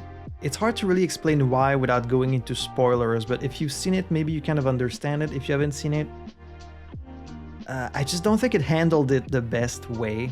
I think what they were going for was like this cathartic, empowering feeling, but it ends up feeling more depressing and like mean-spirited somehow because of how grounded they deal with it instead of going a bit more over the top. So to me, it was not great. I think maybe somewhere around there. Next is Dracula, Dead and Loving It from 1995 with Leslie Nielsen, and this is another Mel Brooks movie. It's not as funny as Men in Tights, but I thought it was still pretty good. All of these Mel Brooks movies, they're very hit or miss, you know? A lot of jokes are very funny, and then some of them fall kind of flat. But what does work in this one is very funny. It was also very funny watching this one so closely after Bram Stoker's Dracula because it's pretty much like a direct parody of that movie, so we got a lot of the references, so it was pretty good. Maybe like around there. Next is Dick Tracy from 1990. This movie is a strange one because I was really fascinated by how it seems to have left no cultural footprint at all. Like, I never hear this movie referenced, even though it has a lot of really big name actors in it. Like Al Pacino is in this, Madonna is in this. It's pretty good. It has a very great, like, unique comic book art style, especially for the time that they would do something so kind of creative is very impressive. Like, all the villains have this very over-the-top makeup to look like comic book characters. It's very colorful and stylized. The main actor who plays Dick Tracy is really terrible, though. Like, this guy cannot act at all. But Al Pacino more than makes up for the lead because he's acting his ass off for the whole movie. And, like, it's worth watching just for Pacino in this movie. I want them dead! Both of them! I want this no-face dead, and I want Tracy dead. What's the matter? You bums forgot how to kill people? Doesn't your work mean anything to you anymore? Have you no sense of pride in what you do? No sense of duty? No sense of destiny? Dick Tracy was okay. There's starting to be a lot of these movies, so it's like starting to be hard to really compare them. I just need to like bring it up and see where I stop. You know, did I enjoy this more than I enjoyed this? Somewhere around there, maybe. I don't know. I can't think too long about this. Like, I need to go through a lot of these movies, so I don't want to think too long about the rankings. The rankings don't really matter that much. Next is Airplane from 1980. This is a really fucking funny movie. I think it's considered like one of the great comedies, and I can see why now. It's so funny. There's so many jokes. Like, it's like so joke after joke after joke. Like, I was really laughing out loud at some of them. I really like the absurd humor, the dark humor. I think a lot of it is meant as a parody of another movie that I haven't actually seen. So some stuff was probably lost on me, but it's very fun. Leslie Nielsen is great in this. I was pretty surprised at how far some of the jokes were going for 1980. Airplane was fucking excellent. I would rewatch it again anytime. I think I would bring it like as high as this. I'm not even halfway through these, am I? Oh boy, it's gonna be a very long video. Next is Turning Red from 2022. I need to go through these faster. I really gotta pick up the pace. This is a fantastic movie. It's really charming, really great animation. It's so stylized and colorful and so full of energy. I was really impressed by the visuals. I mean, Pixar movies always look great, of course, but this one especially, like the texture of the fur, and the lighting was really impressive. And it's a very nice and heartfelt coming-of-age story, which I thought was just it's just a wonderful, lovely movie. I thought it was excellent. I would place it very high, maybe this high even. Great movie. Next is Blade Runner from 1982, which I somehow had never seen. Like, it's such a classic of like cyberpunk and sci-fi, but I'd never seen it until this year, and I wasn't sure how to feel about it. Like, it's always hard to see movies kind of in the context of when they came out, you know, because we have so much movie history now behind us. So it's hard to put yourself in the shoes of someone seeing this in 1982 when they don't have like all anime and like all the cyberpunk culture that we have now. So obviously culturally it was really important. It was really kind of a groundbreaking at the time for the visual style of it, and it does look really cool. Especially the lighting is very dramatic and moody, and I like it. But I was quite underwhelmed by the story. Like, androids to me are such a fascinating subject matter that you can do so much with. And maybe at the time, like just bringing up the topic was considered like revolutionary enough. But I really found it did nothing interesting with it. Like, there's very little dialogue, and a lot of the movie is kind of like dreamlike in its pacing. So maybe I just didn't get what they were going for, but I don't know. It's also very hard for me to buy a love story when the characters spend like 5 minutes together, and a lot of that scene was borderline kind of sexual assault, where like he's forcing her to stay in his apartment and like he won't let her leave, and it's like that's a little iffy with me, bro. So Blade Runner, I don't know, it's a really weird one to judge. Like, there's some cool parts to it, and then others I was like, I really didn't know how to feel. So I'm going to settle on like okay. Like, I would watch it again because it does look cool. It shows you this very interesting universe, and then it doesn't really do anything with it, if that makes sense. Like, I was intrigued, but ultimately just kind of let down. So I think I would place it at the top of okay, and that's kind of the most generous I can be with it. Maybe I need to see it again. I don't know. Next is Hitchhiker's Guide to the Galaxy from 2005. This one is alright. I was really loving it at the beginning, but then I found it drags quite a bit in the middle and never fully recovers. I do like the light-hearted Doctor Who energy a lot of it has, and there's a few funny and creative moments, but the characters are pretty flat. Zooey Deschanel is at her most manic pixie dream girl in this, which I cannot stand, and Sam Rockwell, you know, he's pretty entertaining, but he did get grating pretty fast, and Martin Freeman is just kind of there the whole time, so some creative stuff, but did fall a bit flat for me. I wasn't a big fan of, I know a lot of it is meant to be absurd, but I didn't really like the message it was going for, I guess. Somewhere around there, maybe. Next is Only Yesterday, which is another non-Miyazaki Ghibli movie. This one, it's very slow and kind of like uneventful. It's more like a collection of slice of life, you know?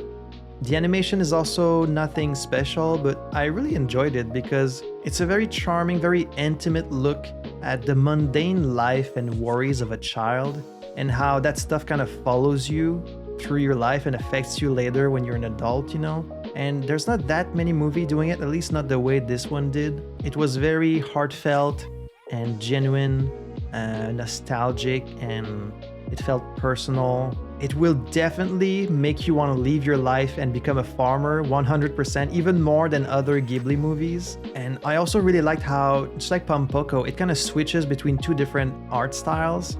So when she's a kid, it feels very kind of like hand-drawn and a bit more cartoony, and then when she's an adult, it's a bit more realistic. It has very good music, and the dialogue also felt very natural, like the voice acting, even though I don't speak Japanese. And I read that it's because they recorded the dialogue first and then animated second, which usually they do the opposite. So you get a lot of like little pauses and like sighs and like mouth sounds, which sounds annoying, but gives it a very natural feeling. So I thought it was pretty excellent.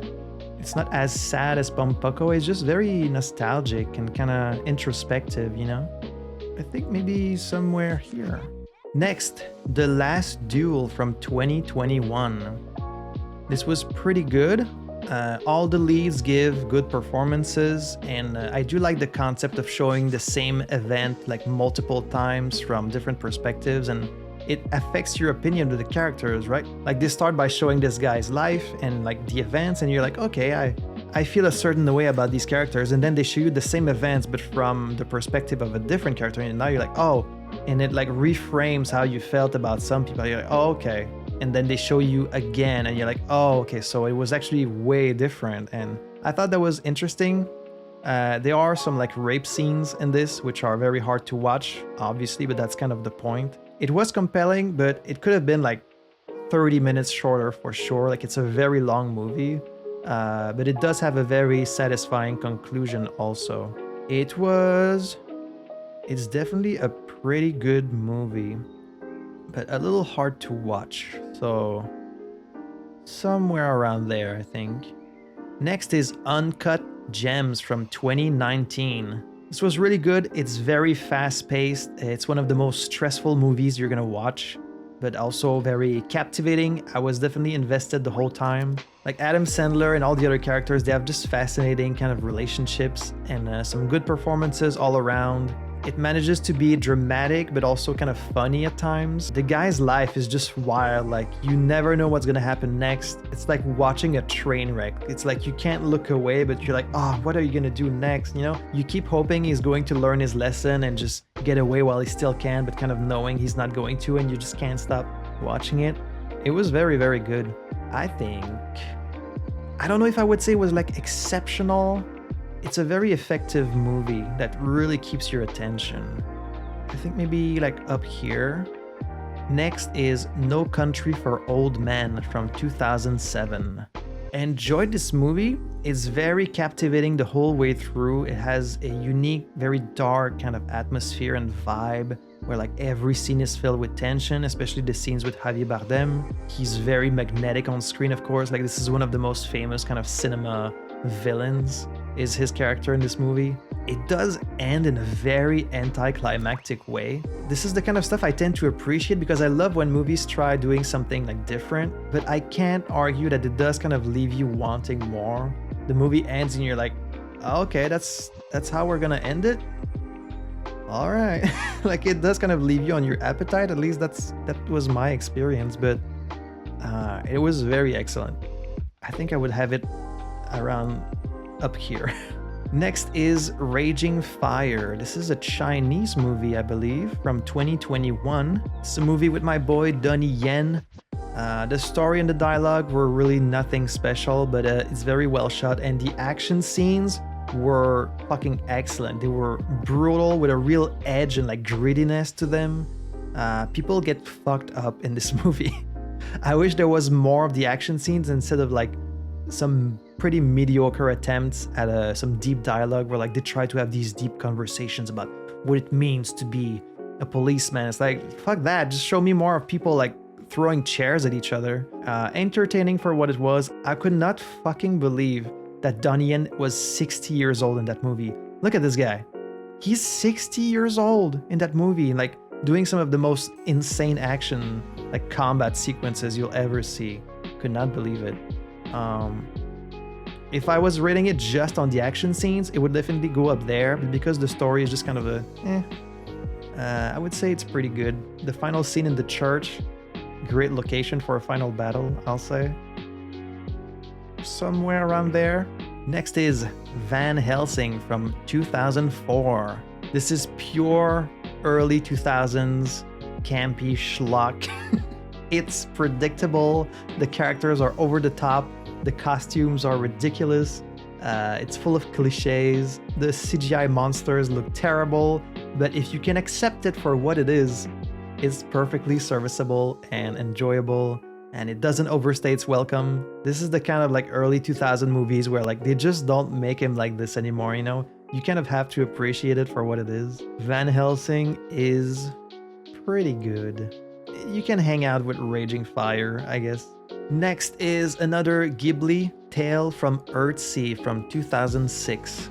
This one, it starts off really promising. It introduces this very interesting fantasy world with some great visuals and some like deeper lore that you want to get into. But then it doesn't really go anywhere. Like the second half of the film is very standard stuff. And it takes very long to get there too. Like so many scenes are just a character moving from point A to point B. And then they're like, okay, we have to go back. So now they go from point B to point A. It's like, it just kept happening. It's also apparently based on like a novel or something like that, and apparently deviates very heavily from the source material, so I guess that's why. So when you're first watching this, like the first 30 minutes, you're like, oh, this is gonna be a great adventure, you know, the potential is there, but it was a bit of a letdown. But it does look nice and it does sound very nice. So Tale of Earthsea was... I want to give it a boost just because the animation is very nice to look at, but I think I would place it behind Paprika because at least Paprika was trying some wacky shit, you know?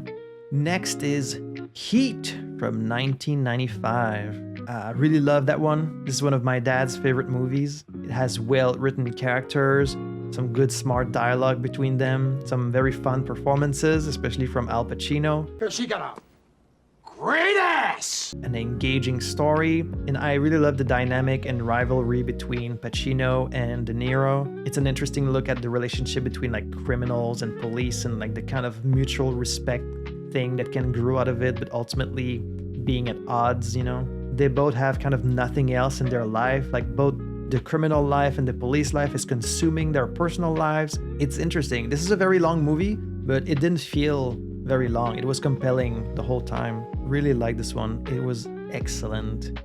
Yeah, Heat is just a great fucking movie. I think I would place it at least this high. Yeah. Next, the Super Mario Brothers movie from 2023. A movie just for us gamers. And it's perfectly serviceable. It's all it needed to be. Just a short and fun, light-hearted adventure with some beautiful, very colorful visuals, tons of little references and Easter eggs that were fun for me to notice. It really doesn't take itself seriously, which is good, but I did find it very distracting, like all the celebrity voice actors. I don't know why they keep feeling the need to do that. Like you could have just gotten some obscure actors and I would have been more focused on the movie instead of being focused on like, oh, it's that guy's voice or oh, it's that guy's voice. But other than that, pretty good. Where exactly would I rank it? I mean, you can tell it's kind of aimed for children, so it's very safe. Somewhere around there, I guess. Not too sure about this one. Next, Furiosa from 2024. So Mad Max Fury Road is probably one of my,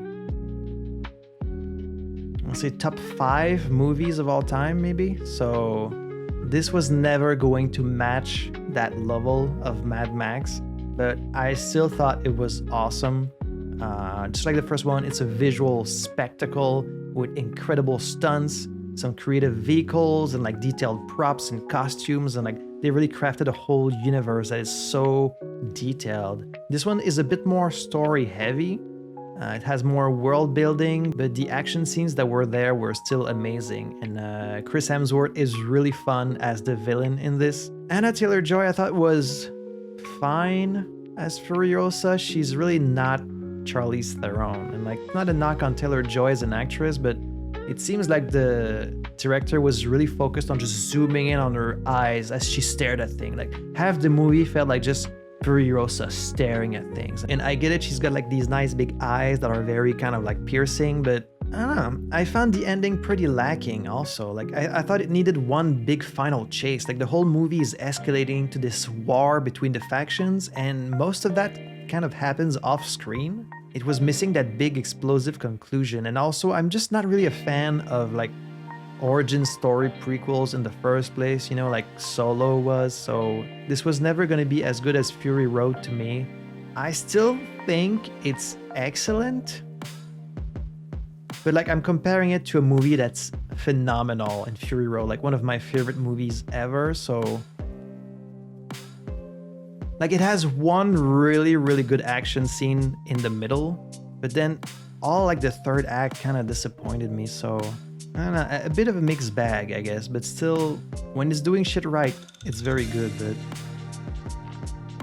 I was a bit let down by some of the stuff in it. Next is Lost in Translation from 2003. I was also mixed on this one. So on the one hand, I really appreciate the themes it was going for. You know, it's exploring these feelings of isolation and feeling disconnected and being lost, and like the kind of intimacy that can be born from sharing these feelings with someone.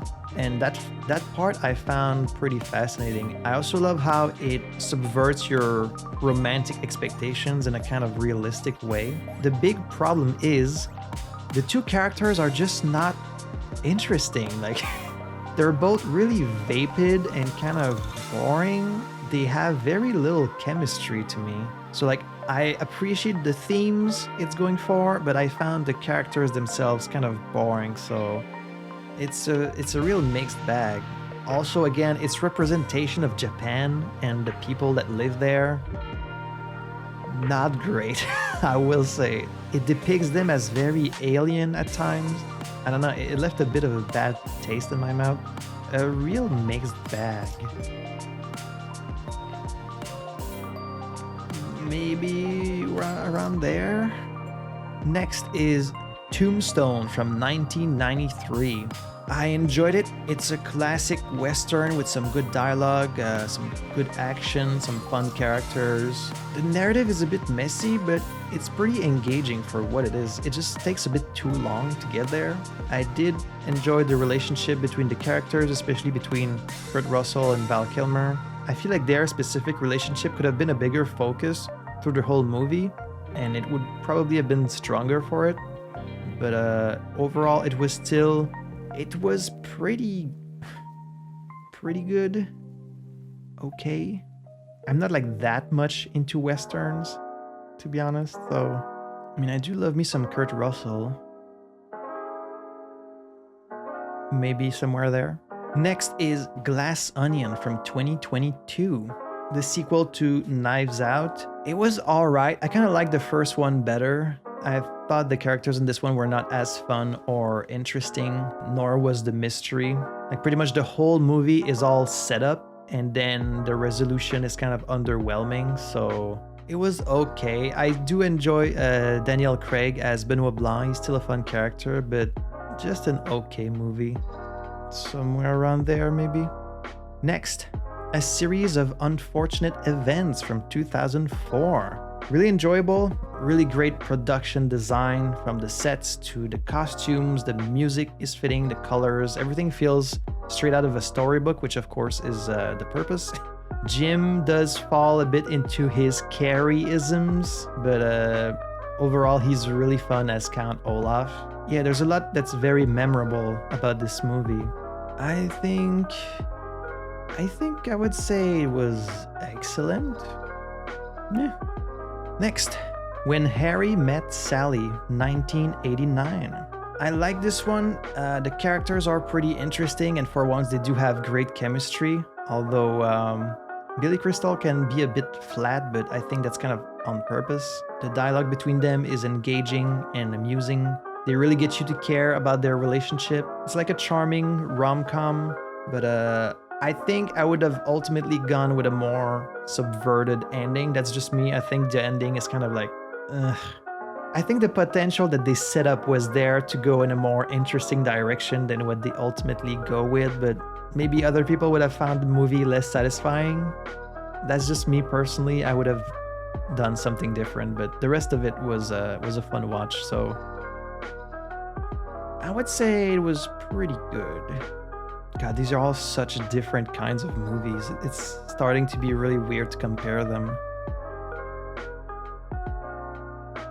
I guess I'm starting to be really unsure about these rankings. I'm looking at it now, I'm like, really? It's really hard to rank movies. It's even harder to rank games. Next is Vertigo from 1958. This is one of the more well-known Hitchcock movies, often considered Hitchcock's masterpiece, and I wasn't a huge fan of this one. It was kind of boring. Like, this setup is intriguing, and it does have some cool atmosphere and vibe to it, but it's very slow. The characters are pretty flat. The twist doesn't really feel earned, at least not to me. And I thought it was way too long. So it had potential. Ultimately, I was pretty let down by Vertigo. So I think it was kind of the M movie. It's considered a masterpiece, but it didn't do much for me. Next is Fargo from 1996. This was a surprise hit for me. I loved it so much. It has such a unique style to it. It has a lot of fun characters, very enjoyable dialogue and interactions. It's just really, really funny. It just stays unpredictable. You think maybe you know where it's gonna go, and so you want to see what's gonna happen next, and it doesn't disappoint. It's just a great premise and setup for like a movie of this style. And just like everyone, you just gotta love the very polite citizens that was like, oh wait, sure, yeah, no problem. Oh yeah, oh nice. I loved it so much, I showed it to my brother later in the year, so I watched it a second time, and it was just as funny the second time around. So I don't know where exactly to put it, but it has to be up there in exceptional. Such a funny movie.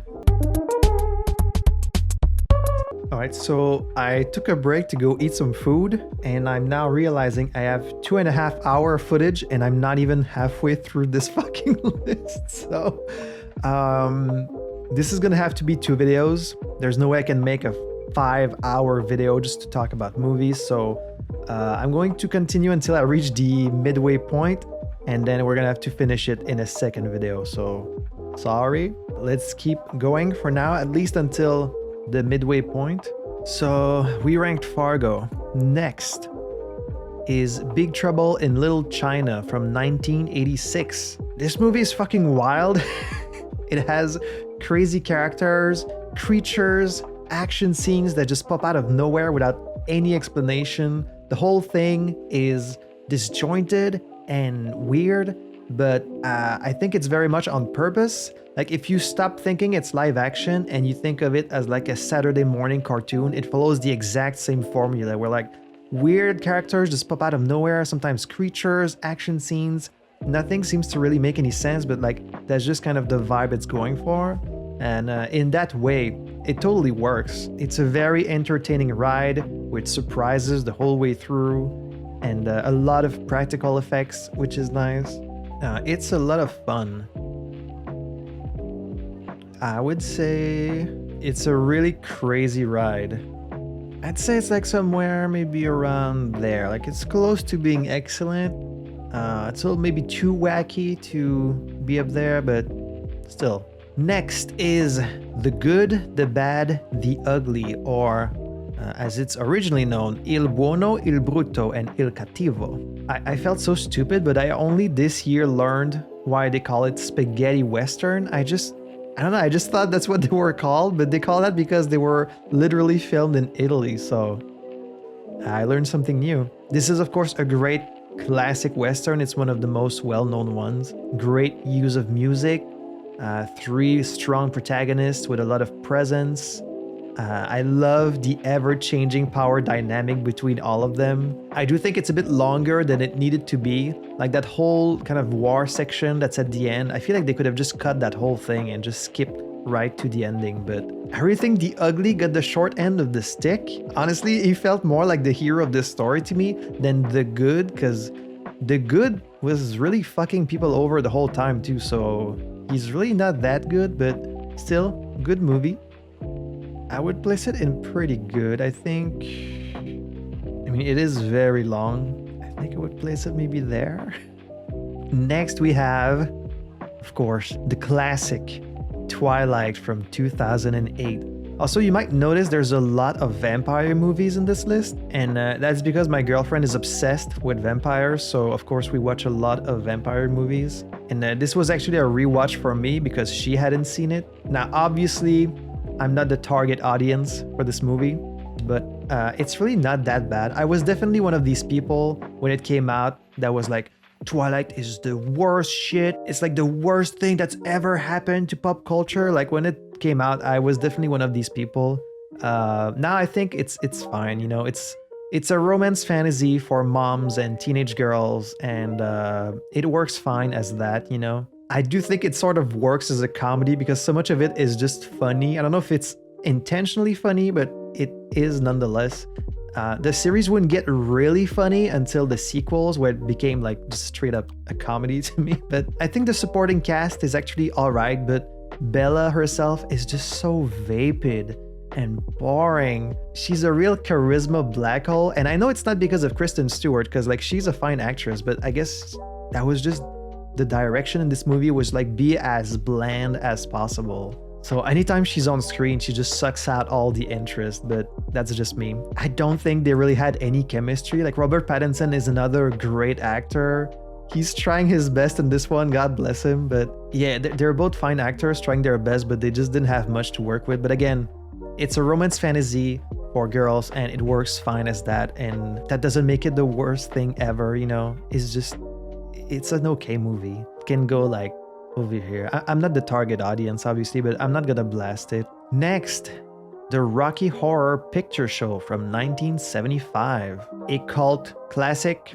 This was highly entertaining. The music and the songs are full of energy. They're very, very catchy, even though the lyrics are kind of nonsensical, as is the story, but it's a musical, so who cares really? That's kind of par for the course. Honestly, I was pretty amazed at what they got away with for 1975. When Tim Curry jumps in the guy's bed, I was like, oh wow, you guys are gonna go for this in 75?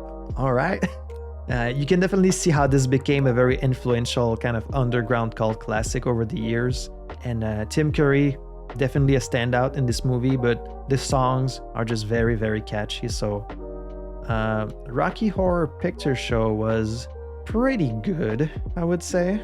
I feel like I'm gonna get crucified if I put Rocky Horror Picture Show behind Cool as Ice.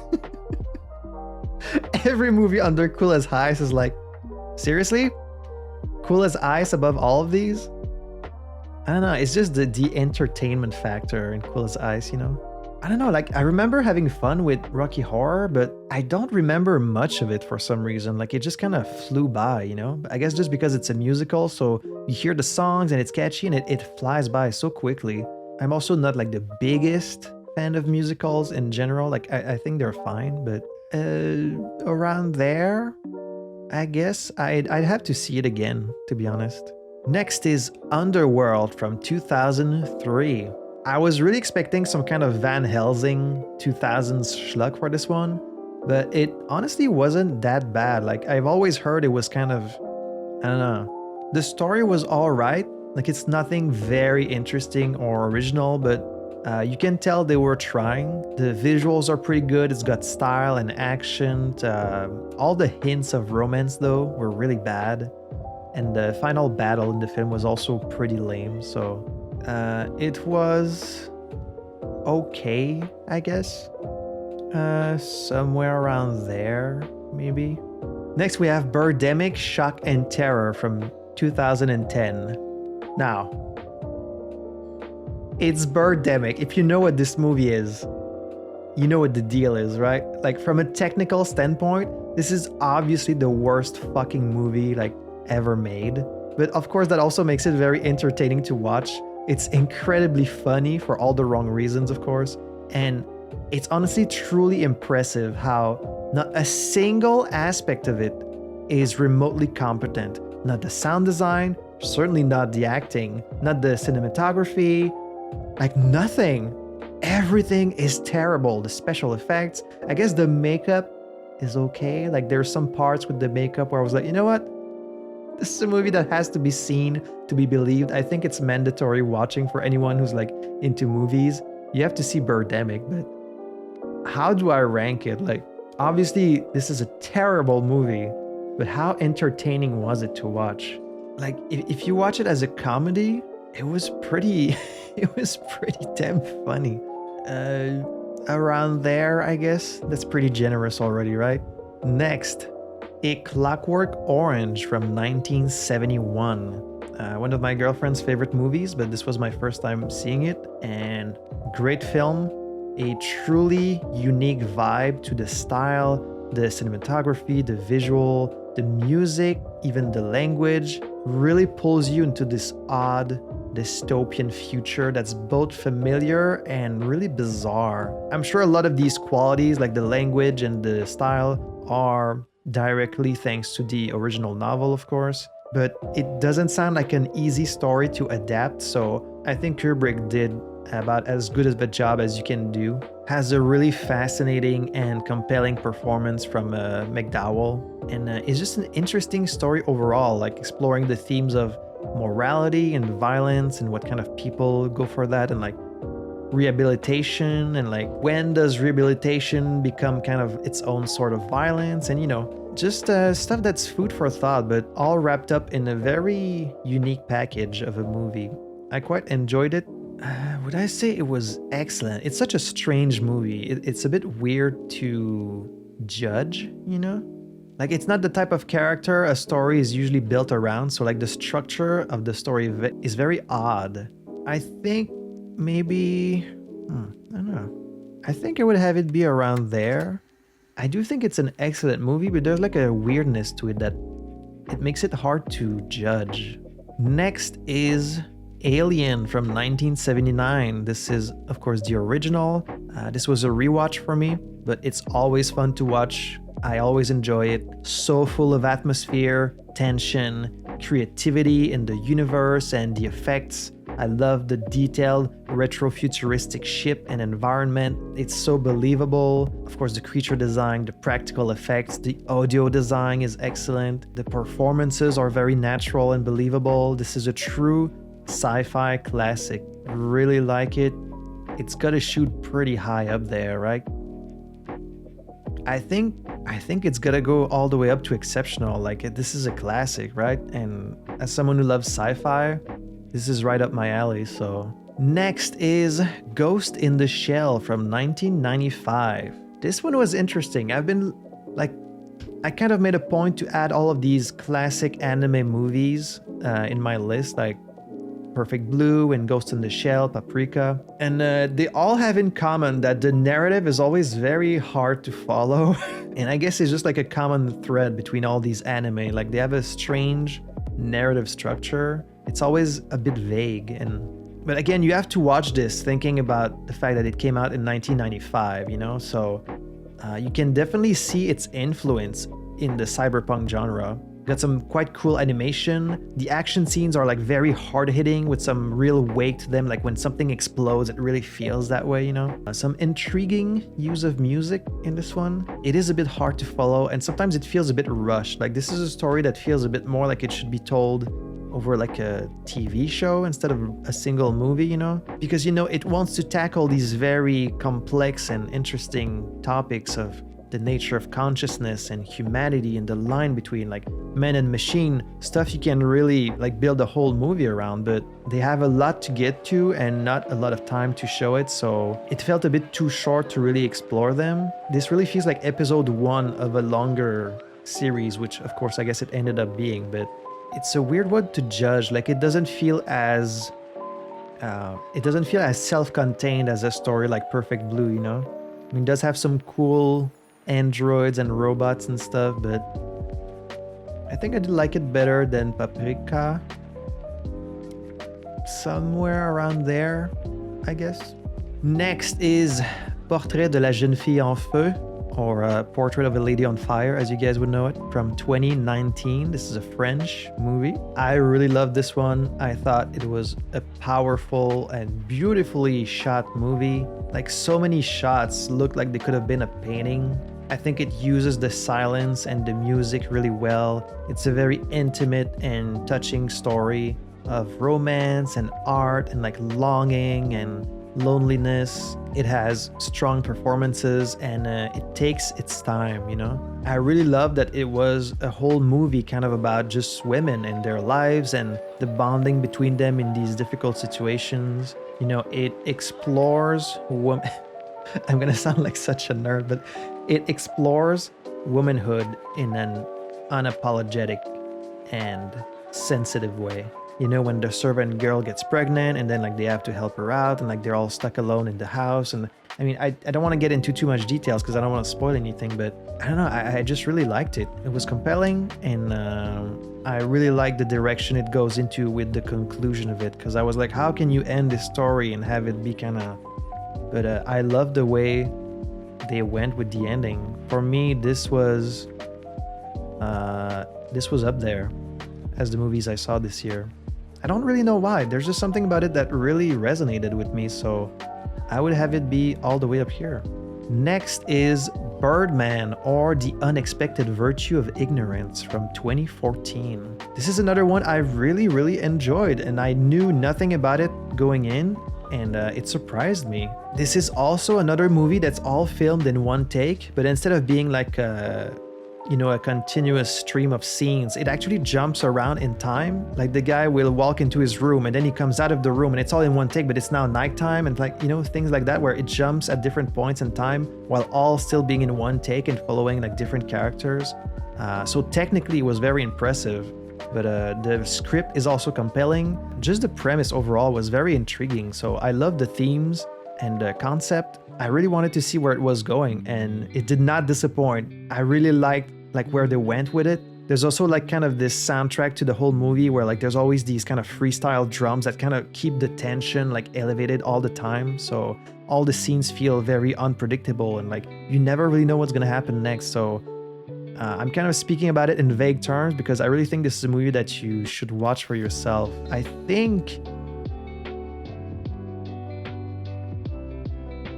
I would have it be all the way in exceptional. I really enjoyed this movie. I think Michael Keaton is really great in this. And of course, with him being Batman before, it's a very meta casting, which I feel like you can't help but kind of consider when you're watching it. So really like Birdman, one of my favorites this year. I'm actually past the midway point, so I guess I'm going to stop here for now. As you can see, we've still got a whole bunch of movies, but if you want to see what else I watch, you're gonna have to watch the next video. So some of these are probably totally wrong in the way I rank them. Let me take a look at this. Was Get Out my favorite movie I saw this year? It's very hard for me to rank these up here, like consider them kind of all on equal footing, I guess. Maybe having an A and not great category was kind of redundant, like maybe they should be just one and the same. I mean, if we're being honest, like Twilight should probably be down here, but I'm trying to be generous with it. You know what, I think I'm gonna go ahead and say that Blazing Saddles should be down here. It's really hard to rank these movies compared to each other, because it's like, what do I base it on? Do I base it on how much fun I had watching them? On how much I would watch them again? On how much I would recommend them to someone else? Like, it's what do you base them on? So I've tried to kind of consider all of these factors, because if I go like, well, which one would I want to see again? It's like, well, the dramas you don't really want to watch again, but you're happy you did it like at least the one time. So I would probably watch Clone Wars rather than Dorian Gray.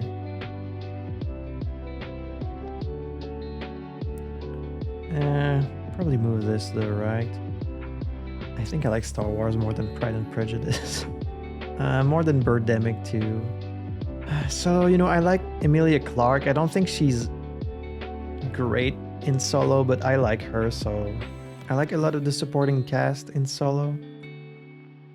I probably watched Star Wars before RoboCop also. And Indiana Jones.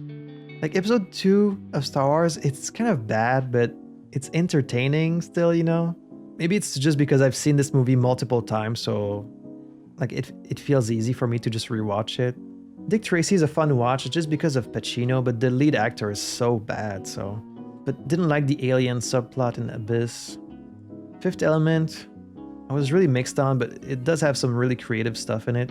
Just because of the atmosphere in Blade Runner, I think I would probably watch it over Isle of Dogs.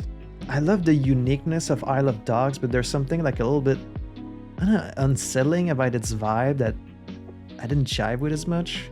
I'd probably also watch it over Good, Bad, the Ugly, because this is more my style. I'd watch Cool as Ice again. I think I'd watch Tale of Ritzy above Paprika, because at least I knew what was going on. Raging Fire is probably a little too high. Can drop that down a bit. Mario, it looks really nice, but it is a bit of a very basic story, so can probably drop that down a little bit too. Probably drop that down one. I'd watch Rocky Horror. I do guess like my main factor in how I rank them is like how much do I want to see them again. But of course that doesn't work for every movie, you know. Movies that make you feel good you want to see again. Movies that made you feel bad you don't really want to see again, but it's still a valid thing that they made you feel that way, you know. It's still signs of a good movie. So I'm trying not to have that be the only factor, but it's definitely probably like the biggest one, because like what's easier than to ask yourself, would I watch this again? Like, what if you gave me a choice between watching this and this? Like, oh, well, this one over this one, you know? So that's like the easiest way to rank them. I'd probably watch this one. I think I put Shutter Island too high. And maybe that's just because I kind of knew the twist before going in. And that's like what the whole movie is built around. I think this one can drop down a little bit. I think Last Duel is also too high. I think Last Duel needs to go down here with Shutter Island. Harry Met Sally also needs to go down. They're all just kind of like moving in different spots. Libertine, sure. Phantom 1, sure. I think Dark City, like there's a lot about it that I really love, but it doesn't handle its conclusion the best way. So like, although I have a really soft spot for it, I think it needs to be a little lower than some of these. Same with Furiosa, to be honest. I think I put it too high. I think...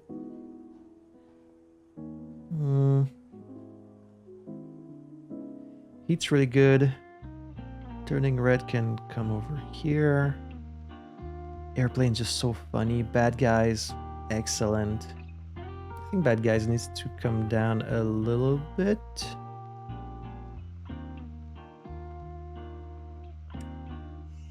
I do think the original Star Wars are like pretty exceptional movies, you know? But I guess because they're a rewatch, they didn't quite hit the same this time around, but like they probably do belong up there, of course. It's also hard for me to differentiate the three original Star Wars, because I used to, when I was younger and I was watching them, I used to always watch them all in a row, so they're kind of like one big movie in my mind, which is why I have a hard time kind of splitting them apart, but I think they're pretty exceptional. So that's why I'm having them kind of gatekeep from excellent to exceptional, because I do think they probably belong up there. I'm just kind of keeping this section for ones that maybe resonated with me a little more personally.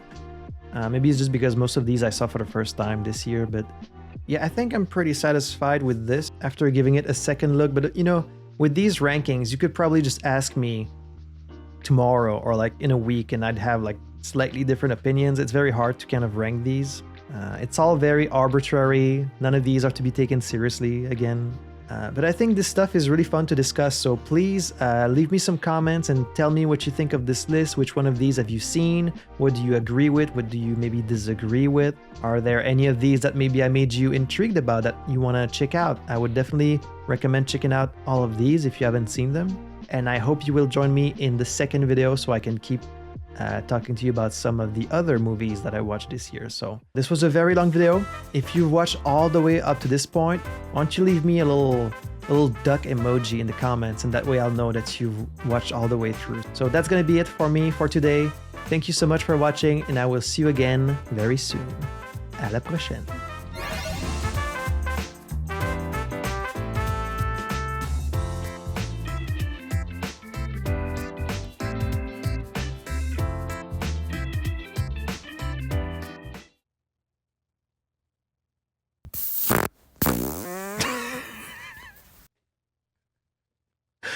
J'ai quasiment le goût de laisser la vidéo, man.